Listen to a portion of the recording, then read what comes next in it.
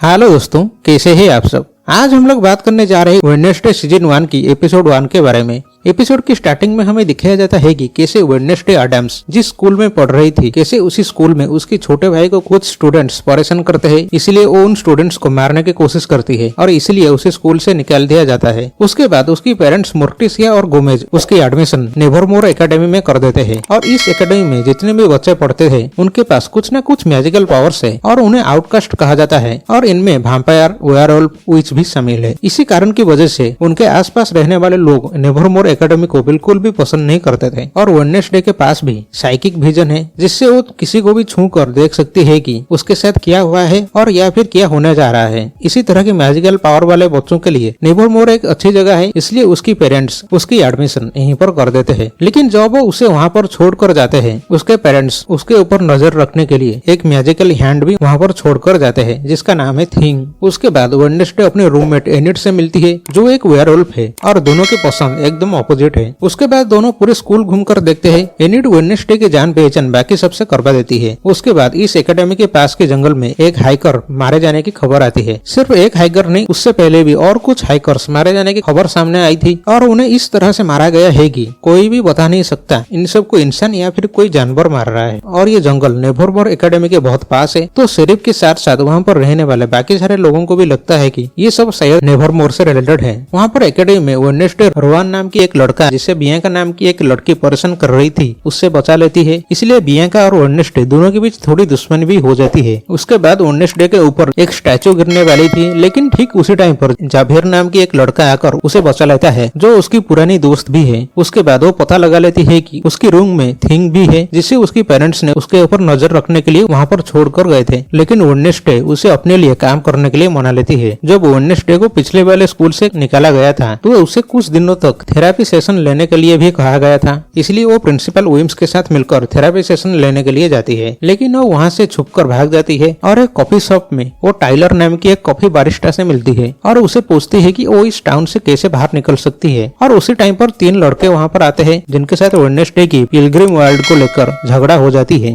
और उसी टाइम पर शेरिफ वहाँ पर आ जाता है जो टाइलर की फादर भी है और वो वेडनेसडे की पूरा नाम जानने के बाद कहते हैं कि उसकी फादर एक मर्डरर है और जिसे वो सजा नहीं दे पाए। उसी टाइम पर प्रिंसिपल विम्स वहाँ पर आकर वेडनेसडे को अपने साथ वापस ले जाती है, लेकिन वेडनेसडे को ये समझ में नहीं आया कि आखिर शेरिफ ने ऐसा क्यों कहा। टाइलर को भी ये बात समझ में नहीं आया, इसलिए वो अपनी फादर की पुराने फाइल्स चेक करता है और फाइनली उसे वो फाइल मिल जाता है। वहाँ पर स्कूल में रोहन नाम की जो लड़का था वो एक सीक्रेट लाइब्रेरी में जाकर एक बुक को ढूंढता है जिसे उसकी माँ ने 25 साल पहले लिखी थी और उस बुक में एक पिक्चर भी था जिसमें दिखाया गया था कि एक लड़की आएगी जिसकी वजह से सब कुछ तबाह हो जाएगा। और रोहन सोचता है कि वो लड़की वेडनेसडे है, लेकिन वेडनेसडे थिंग की मदद से टाइलर को कहता है कि यहाँ से भागने में उसकी मदद करे। टाइलर कहता है कि रात को एक फेस्टिवल है और इस फेस्टिवल में वो यहाँ से भागने में वेडनेसडे की मदद कर सकता है, इसलिए वो दोनों फेस्टिवल में जाते हैं। और वहाँ पर जाते ही वहाँ पर वो तीनों लड़के उन्हें मारने के लिए आए थे जिनको पहले वेडनेसडे ने कॉफी शॉप पर मारा था। लेकिन उन्हें देखकर वेडनेसडे और टाइलर दोनों भागने की कोशिश करते हैं, लेकिन वहाँ पर उन्हें रोहन मिलता है और वेडनेसडे अपनी साइकिक विजन में देखती है कि रोहन को कोई मार रहा है और वो रोहन को ये सब कहने की कोशिश करती है, लेकिन वो जंगल में चला जाता है, इसीलिए वेडनेसडे भी उसके पीछे पीछे जंगल में चली जाती है। लेकिन रोहन उसे मारने की कोशिश करता है क्योंकि उसके हिसाब से वेडनेसडे सबके लिए खतरा है, जैसे कि उसने वो पिक्चर में देखा था। लेकिन ठीक उसी टाइम पर एक बड़ा मॉन्स्टर आकर रोहन को मार देता है और वहाँ से चला जाता है। उसके बाद वेडनेसडे नेवरमोर से भागने की प्लान कैंसिल कर देती है क्योंकि उस जगह पर और भी बहुत कुछ है जानने के लिए। क्या उसके फादर सच में एक मर्डरर है और वो मॉन्स्टर कौन है जिसने उसे बचाया, और रोहन ऐसा क्यों कह रहा था कि उसकी वजह से स्कूल डिस्ट्रॉय हो सकती है, इसलिए वो वहीं पर रुकने की फैसला करती है और यहीं पर एपिसोड 1 खत्म होती है। तो आज के लिए बस इतना ही। अगर वीडियो पसंद आई तो लाइक करना, चैनल को जरूर सब्सक्राइब करना। मिलते हैं नेक्स्ट वीडियो में।